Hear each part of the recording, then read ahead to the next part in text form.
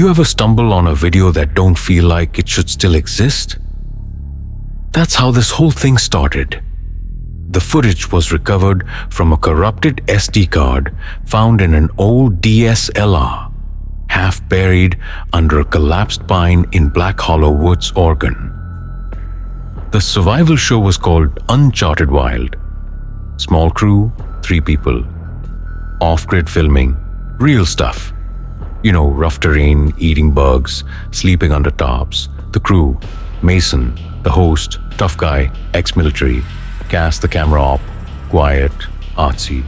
Jay, sound guy, funny as hell, bit of a scaredy cat. Last update was a satellite message sent on day 4. Camped Northeast Ridge, misty. Someone might be watching. That was the last thing anyone heard from them. The footage starts normal. Typical survival show stuff. Fire starting tips, edible mushrooms. Mason joking about how this stretch of forest hadn't seen human boots since the 70s, but on day 2, something shifts. Cass pans the camera while filming B-roll and just freezes. Out past the tree line, maybe 30, 40 feet back, is a man, still as a corpse, just standing, wearing not hiking gear. A dark, old-fashioned coat, no visible pack, no motion. And here's the thing, he's staring directly at the lens. Jay jokes local creeper, but his voice cracks. Mason yells out, no answer. They look away, look back. He's gone. Day 3, he's back.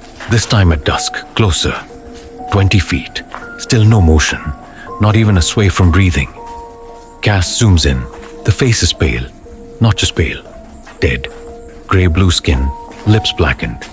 Sunken cheeks like he's been buried. And those eyes. They're not reflecting light.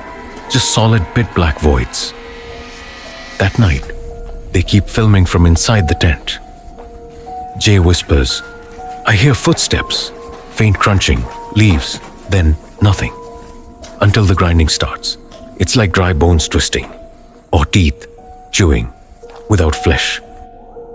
Day 4, Mason starts to unravel. Says he had a dream. The man was inside his sleeping bag, lying chest to chest. They check the footage again, from the night before. Frame by frame. At 2:17 a.m. there he is. Right outside the tent wall, facing the camera. Still not blinking, still not moving. But his mouth is smiling now. Day 5, Mason's gone. Left a note. I watched the footage. He's behind me in every frame, even when I was alone. Cass and Jay search for him, screaming, crying. They find his boots. That's it. And on the tent wall, scratched into the nylon, is a sentence. Dead men don't stare. The final clip. Cass and Jay set the camera down. It's early morning, fog thick as milk. They're just silhouettes now, packing up in a panic. But the camera, still rolling, catches something behind them. He's there again, 10 feet now, closer. This time you can see his jaw unhinged, wider than it should go, bones clicking. Cass turns to run.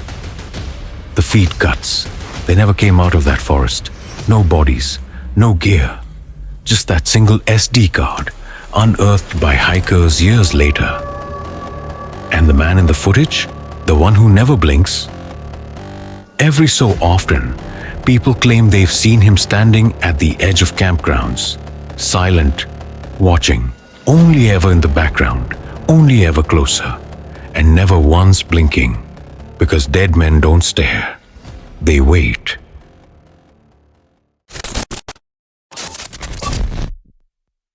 You ever hear about Morrow Pines? Most maps don't even mark it anymore. Locals say it's cursed land, old folklore, old trees. Supposedly the ground there is thin, like reality phrase if you stay too long. But that didn't stop Rachel and Mark, a couple from Seattle, YouTubers, van life types, who set out to film a week-long camping series. Called it Lost Trails, Off the Grid. Except this time, they really did get lost. And the worst part? They brought cameras. They recorded everything. The first few clips are normal.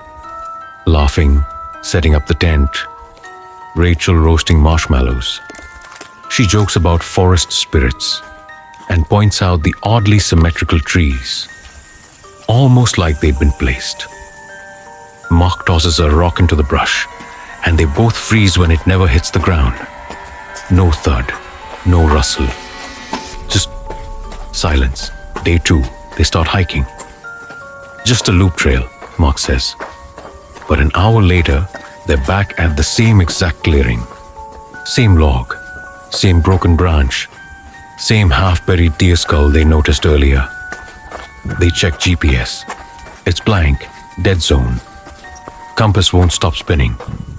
They try again. 2 hours this time. Rachel's filming the whole thing. You can hear the crunch of leaves, her nervous laughter turning into angry tears.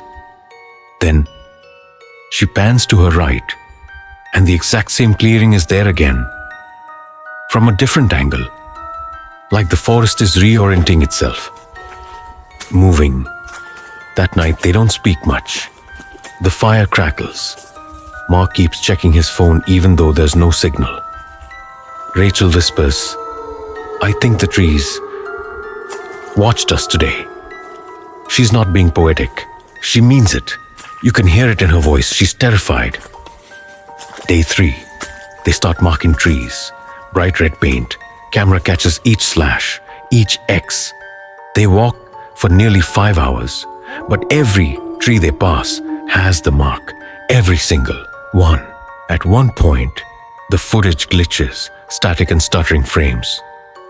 When it clears up, Rachel is alone, breathing hard, sweating, whispering, "I lost him. I lost him. He was right beside me." She keeps filming. Sun's going down. And behind her, barely visible in the distance, is a second tent. Not theirs. Tattered. Empty. Rachel finds Mark again near dawn. He's different, quiet, pale, eyes vacant. He just says, "We were never supposed to come here." That's the last thing he says on camera. The final clip is haunting. Rachel's back at the clearing, but this time, there are more tents. Dozens of them. Some intact, some rotting into the earth. No people, just empty campgrounds.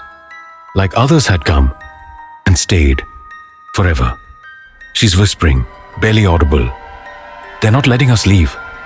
The woods, they move."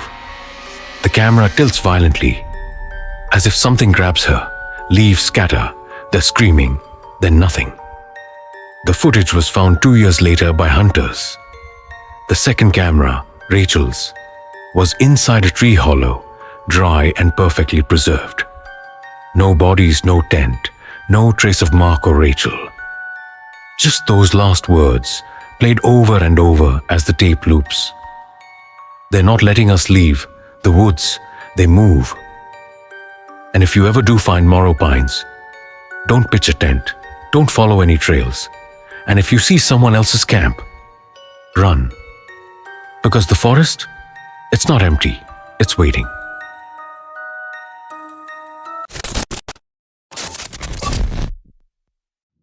You ever film something and later realize something was filming you? The story starts with a couple of content creators, Becca and Joel. Young, loud, outdoorsy. Real love the camera types. They ran a camping vlog called Trail Tales. Mostly hiking, gear reviews, wilderness challenges. In June of last year, they headed to the Redwood National Forest for a weekend shoot. Posted the trip as a 5-part series. Redwoods into the wild. Big trees, fog, wild beauty. You know the vibe. Only that final episode never aired. What came out instead was a 47-second clip. No intro, no edits. Just Joel's voice shaky as hell saying, "She wasn't with us. We didn't bring her. We never saw her. But she's in every shot." They had GoPros, drone cams, handhelds, the whole setup. Footage was meant to be B-roll heavy. Slow pans through the trees. cozy couple moments by the fire. It's only when they get back and start editing that Becca notices something strange. In day one's clips, there's a figure behind the trees, a woman dressed in white, sitting still just outside the light's edge. Becca thinks it's a ranger or some other camper, but Joel gets quiet. Because the next shot, she's there again. Different angle, same posture, same dress, still staring directly at the camera. They rewind every bit of footage, and she's in every single scene. By the creek, on the ridge, even in the drone footage, high above the canopy. There she is, standing on a branch, white dress blowing, head tilted too far to the left. Thing is, they never noticed her out there. Never heard a footstep. Never saw her shadow. She never spoke. She just watched. Joel zooms in on one frame from night 2. Becca's brushing her teeth by the tent. In the background, the woman is closer. Face just visible. And her eyes. They're all black.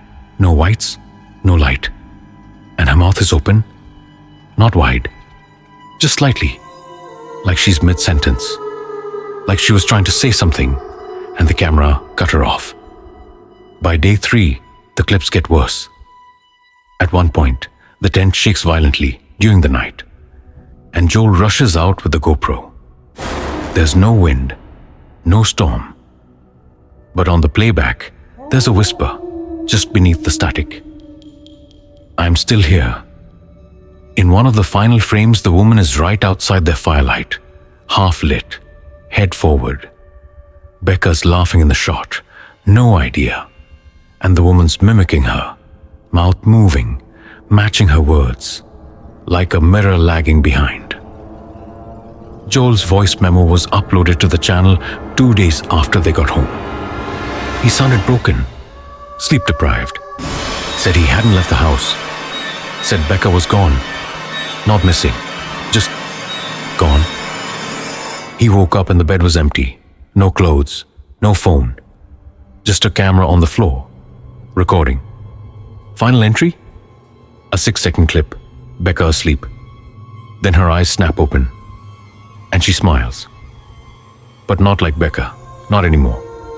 Viewers scrubbed through the original footage. They found one last thing. In the very first clip, before the hike starts, Joel turns the camera on himself and Becca. He says, just the two of us. No distractions, no one else. But in the reflection of Joel's sunglasses, someone's standing behind them. White dress, black eyes, watching. So if you ever camp in the redwoods and you feel like you're being watched, don't look behind the trees. Don't check the footage, because once you see her, she never stops watching.